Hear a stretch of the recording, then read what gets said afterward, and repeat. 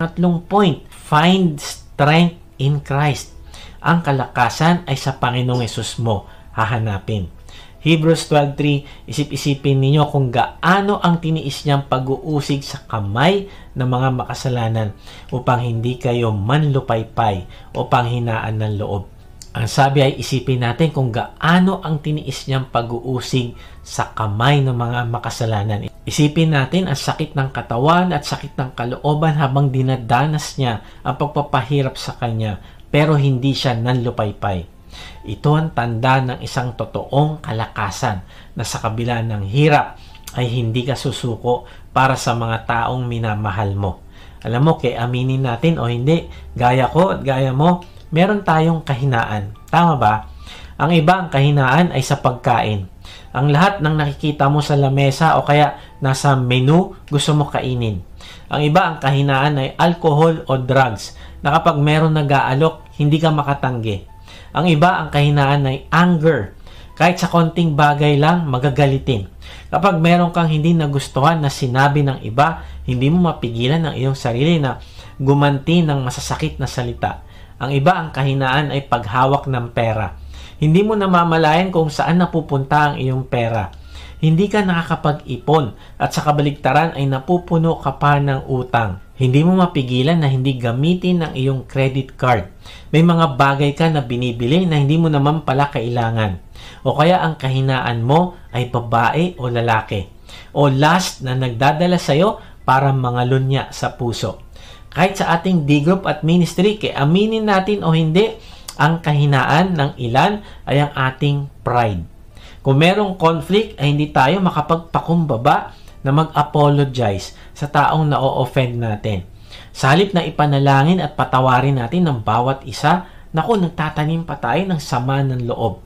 Mas importante sa atin na patunayan na tayo ang tama kaysa i-preserve ang loving relationship sa bawat isa. Sa halip na mag-submit sa leadership, ay may pagkakataon na sumasalungat tayo. Sa halip na maging masaya para sa accomplishment ng iba, naiinggit pa tayo. Sa halip na mabuting balita ng kaligtasan ang pinapakalat natin, naku, yung negatibong bagay sa ibang tao, naku, yun yung pinapakalat natin. Kapatid, pag-pray natin si ganito kasi ito yung ginagawa niya. Ibigan, kasama na ako dito, lahat tayo may weakness. Kaya nga sabi sa Mateo 26:41, magbantay kayo at manalangin upang huwag kayong madaig ng tukso. Ang espiritu'y nakahanda, ngunit ang laman ay mahina.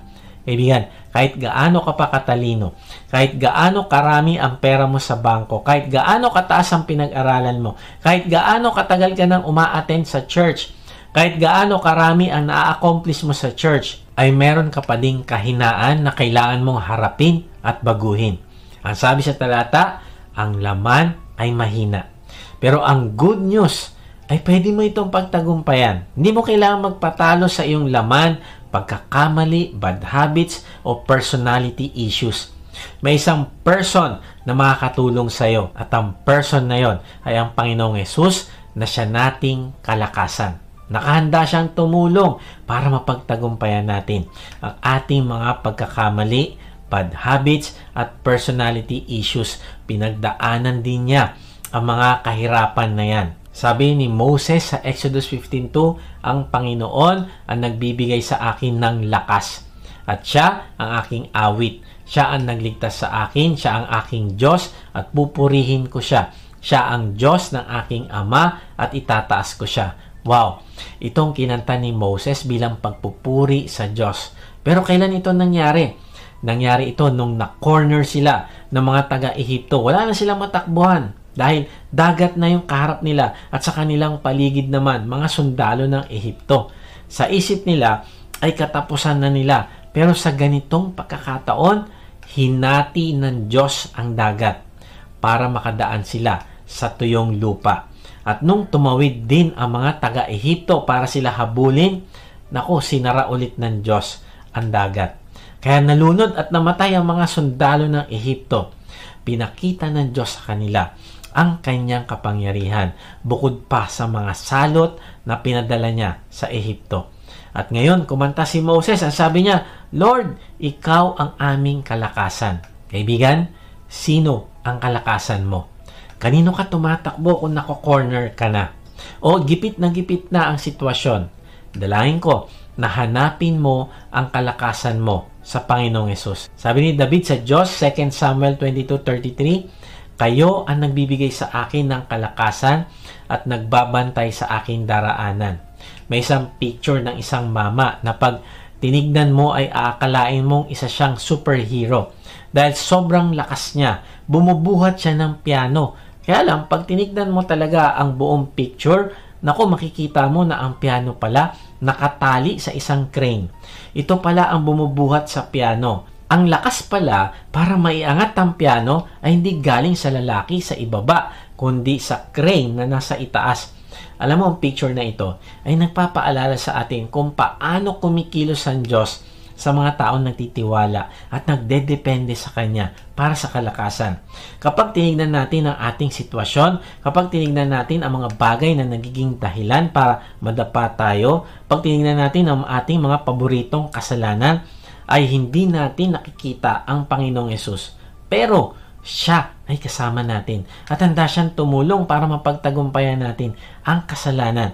Kung sa Kanya mo hihilingin ang kalakasan, kung hahakbang ka na may pagtitiwala sa Kanya, kung pipiliin mo na sumunod sa kalooban Niya, ay bibigyan Kanya ng kalakasan. Alam mo, tingin din ng mga tao noon kay David, malakas. Kasi napagtagumpayan niya yung maraming labanan sa kanyang buhay. Natalo niya ang higanting si Goliath. Pero alam ni David na ang Diyos ang kumilos para mapatay si Goliath. Nakatakas siya kay Haring Saul at sa napakarami nitong mga sundalo, napapatay sana sa kanya. Parang napakagaling ni David, pero alam ni David na ang Diyos ang kalakasan niya. Sinakop ni David ang Jerusalem, nanalo siya sa Philistines, Ammonites at mga allies nito. Akala ng mga tao, malakas na malakas siya. Pero anong sabi ni David sa talata? Sabi niya sa Diyos, kayo ang nagbibigay sa akin ng kalakasan at nagbabantay sa aking daraanan. Ang ibig sabihin kung magdi-decide lang tayo na talikdan ng ating mga balakid at kasalanan, ay hindi ka hahayaan ng Diyos na gagawin mo ito na mag-isa. Sa halip, kung paano niya pinalakas si David, ay ganun din ang gagawin niya sa iyo. Kaibigan, ano yung mga kahinaan na gusto mong ipagkatiwala sa Panginoong Hesus?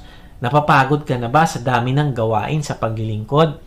Kasi iniisip mo, hindi ka naman na-appreciate ni pastor o ng D-group leader mo. Minsan iniisip mo ba na parang walang plano ang Diyos sa'yo kasi ang sitwasyon mo hindi nagbabago.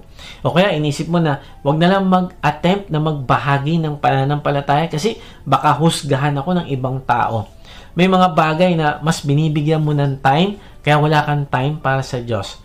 Kaibigan, kung nadapa ka man, ay huwag kang mawalan ng pag-asa. Ang Panginoong Hesus ang kalakasan mo. Sabi sa Psalm 73:26, manghina man ang aking katawan at isipan, kayo, O Diyos, ang aking kalakasan. Kayo lang ang kailangan ko magpakailanman. May mga pagkakataon noong bagong Christian pa lang ako, gustong-gusto ko sumunod sa Diyos. Kaya lang, nadadapa ako palagi sa adultery at panonood ng porn. Sabi ko, Lord, gusto ko pong sumunod pero hindi ko kaya.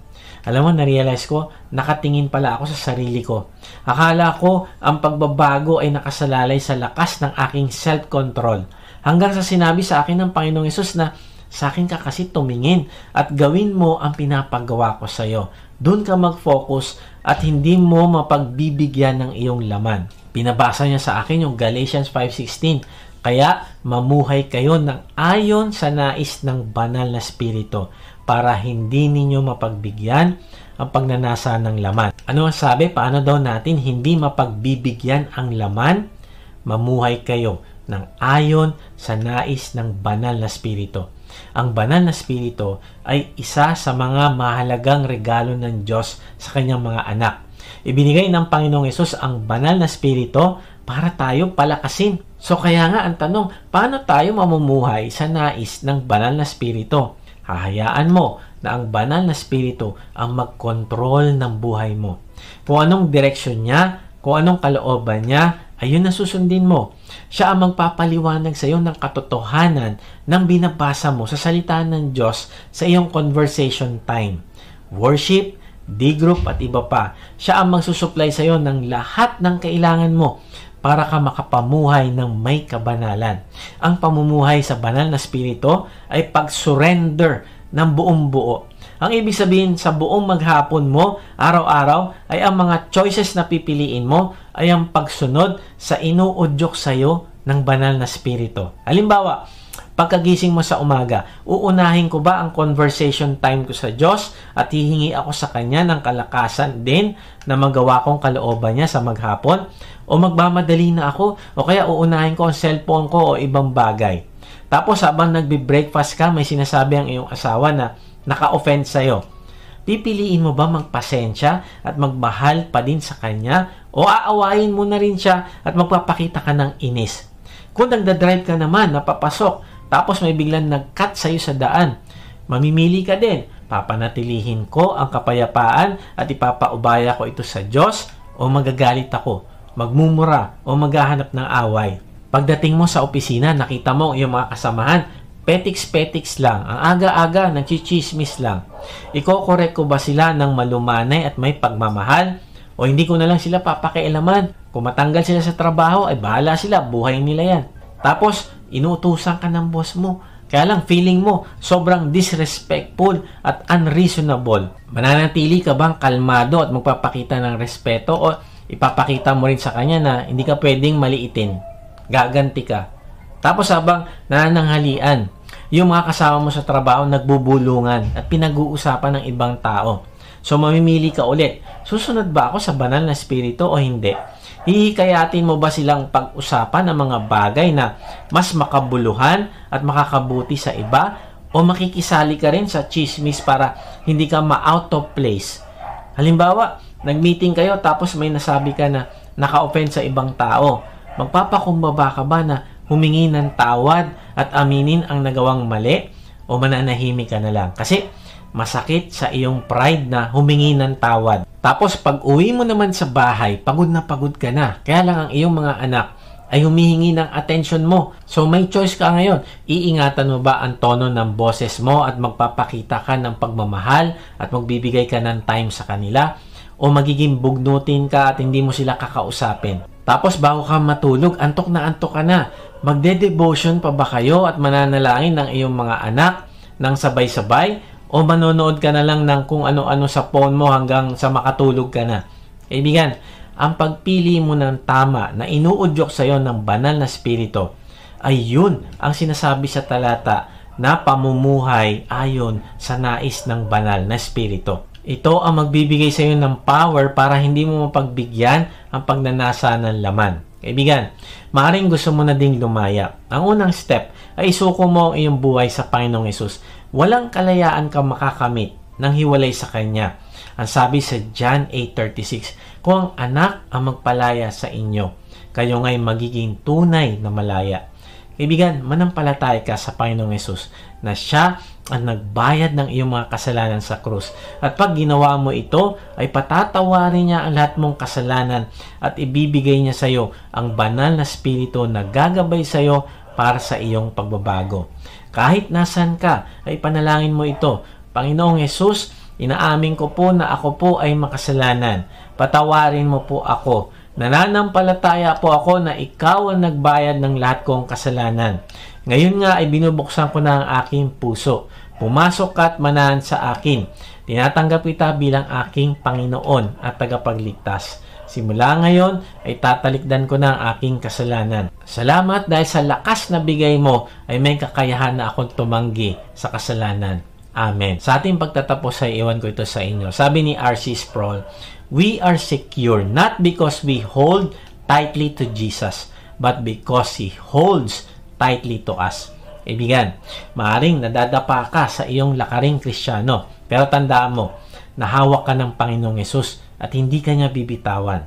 Kung hindi ka niya sinusukuan, ay simulan mo namang itakwil ang iyong mga balakid at kasalanan. Paano?